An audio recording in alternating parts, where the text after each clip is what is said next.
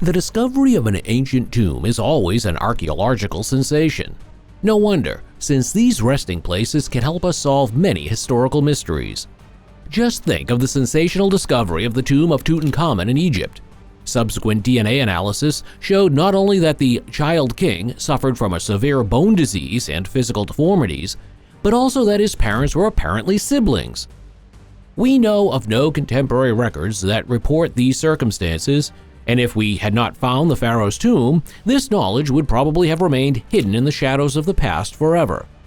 But in the same breath, countless graves of famous historical figures are still out there, and archaeologists are struggling to locate them. From Genghis Khan to Cleopatra. Today, we show you which graves have been swallowed up by the earth for centuries, and which of them will probably be tracked down very soon. When Genghis Khan drew his last breath in 1227, he had conquered an empire that was 4 times larger than the Roman Empire in terms of area.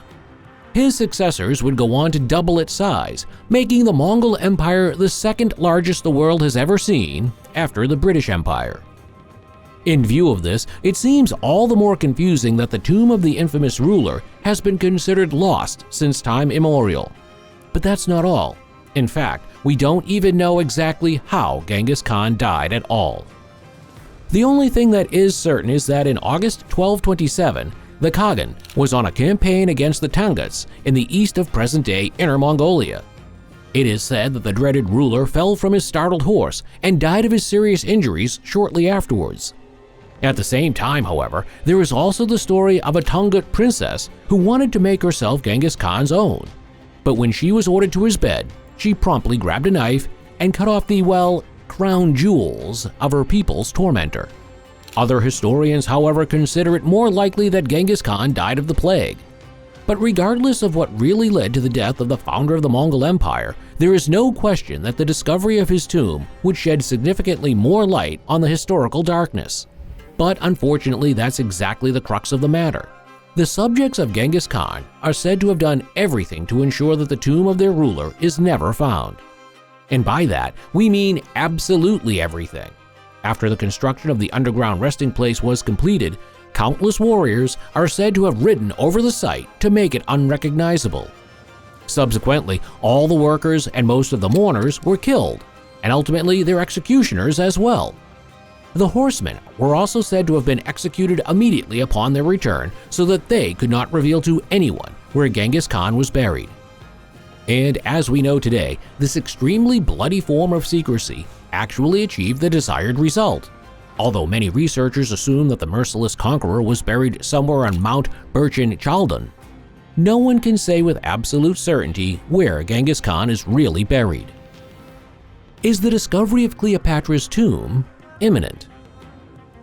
Another person, another mystery. The exact circumstances of Cleopatra's death have not been conclusively determined either. What we do know is that the last female pharaoh was captured by the Romans after the death of her lover Mark Antony in the summer of 30 BC, and was no longer alive soon after. It is generally considered highly likely that the Queen of the Nile ended her own life, but the famous story of the venomous snake that enabled Cleopatra to do so with a single bite is all the more questionable. Most experts suspect that the fallen ruler injected the poison into herself in a different way, and that the snake, sacred in Egypt, was only added later to attest to her dignified death. As for the subsequent burial, it is said that the Roman Emperor Augustus granted Cleopatra's last wish and had her buried in her mausoleum, side by side with Mark Antony. Unfortunately, and this is the crucial catch, no one today knows the location of that mausoleum. In principle, one could assume that Cleopatra was buried in her hometown of Alexandria, but Dominican researcher Kathleen Martinez takes a somewhat different approach. Specifically, Martinez is convinced that Cleopatra's tomb is located in Taposiris Magna, about 50 kilometers away, in a secret underground vault. This assumption is supported on the one hand by telltale artifacts such as ancient coins bearing the image of Cleopatra, and on the other hand by a mysterious tunnel that lies around 13 meters below the Temple of Taposiris Magna and could lead straight to the tomb of the pharaoh. Furthermore, seismic measurements have already revealed the existence of large underground cavities and an enormous empty space here. And against this background, for Martinez is only a matter of time before archaeology is enriched by a groundbreaking world sensation. Where is Alexander's tomb hidden? Now that's what we call efficient. Alexander the Great actually managed to conquer the largest empire in the ancient world in just 3 years, and in doing so also founded the age of Hellenism. However, the search for his tomb has been much more protracted. After all, researchers have been trying in vain to track it down for generations. According to historical sources, the famous conqueror should have been transferred to Macedonia after his death in 323 BC. However, he apparently ended up in Egypt, where he may have been buried in Alexandria, the city he founded. This theory is also supported by reports about later Roman emperors who are said to have visited the tomb of Alexander as a kind of pilgrimage site. However, while various theories and speculations about the true location of the tomb have been circulating for years, an international research team now believes it has found a decisive clue. More specifically, it is a piece of fabric from an ancient tunic that was once recovered in a burial chamber in the municipality of Veragina, southwest of Thessaloniki. For a long time, archaeologists assumed that the tomb, and thus the tunic, belonged to Alexander's father, Philip II. But the paleoanthropologists, led by Antonis Bartsiokas, are now casting serious doubt on this established assumption. According to them, in view of new microanalyses and the special purple-blue cotton, it is more likely that the tomb actually served as the resting place of Alexander's half-brother and heir to the throne, Archaeologists. Furthermore, a depiction on one wall of the burial chamber is also said to show some members of the Macedonian elite, including Alexander himself. In other words, this site seems to have a direct connection to Alexander the Great, and yet it should be noted at this point that the corresponding study has not only received applause from the ranks of other researchers. On the contrary, according to the skeptics, such interpretations lack any basis, which is why we will have to continue to accept that the location of Alexander's tomb remains an unsolved mystery for the time being. The search for Attila. It was a wedding night of somewhat different kind, but just listen for yourself. The Roman Gothic historian Jordanes actually gave the following account of the death of the Hun king Attila. Quote, Attila married a very beautiful girl named Ildiko, after having already had countless women. He joined with her, and in too much joy, he lay back, weighed down by wine and sleep, suffocating from the blood that was pouring from his nose. Some researchers interpret these lines to mean that Attila died of a hemorrhage after drinking a little too much.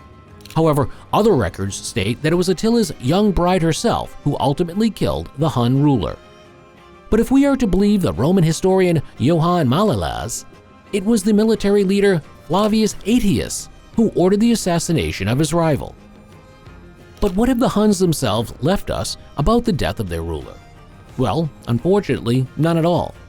Since they were illiterate and consequently left no written records about themselves and their infamous cavalry charges, most of the knowledge that has been handed down comes from the ranks of their enemies. And while the corresponding accounts can thus be questioned at least in some places, there is no question that Attila's reign was relatively short-lived. In fact, after the assassination of his brother Bleda in 445, he ruled over his empire, which lay between East and West Rome, for less than a decade. And shortly after Attila's death, the empire was already history again. But unfortunately, the same cannot be said about the discovery of his grave. But Jordanes did not let posterity know about the actual burial. The men first cut off their braids and disfigured their faces with deep wounds so that their glorious king would be mourned with blood, not tears. It is also said that the best riders then galloped around the bier, singing, and after a befitting drinking session, buried him at night in a secret place. Subsequently, the gravediggers were brutally massacred in the best Genghis Khan manner. But apart from the question of how reliable this account from the ranks of the Romans is, the question of the true location of the grave is still awaiting an answer. According to a Swiss legend, the burial place is located in the Basel region under a hilltop in the municipality of Zunzeg. After all, this is where Attila was buried after the Battle of the Peoples in 451. However, this assumption is not only contradicted by the fact that the Hun king did not die until 2 years later, but also by archaeological research, which shows that the so-called Zunzinger Buku was not a Hun burial ground, but a medieval fortress. Other legends locate Attila's grave in the Upper Palatinate, while others yet place it in Austria. But it is possible that the ruler also rests under the Danube in Hungary. Regardless of where his grave is hidden, it is undisputed that it is an incomparable archaeological treasure, and that it is meant quite literally, according to tradition. Attila was buried in a triple coffin made of gold, silver, and iron. And we would be very happy right now to receive your triple click made up of your thumb, bell, and subscribe button.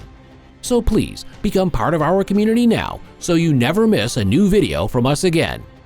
See you soon!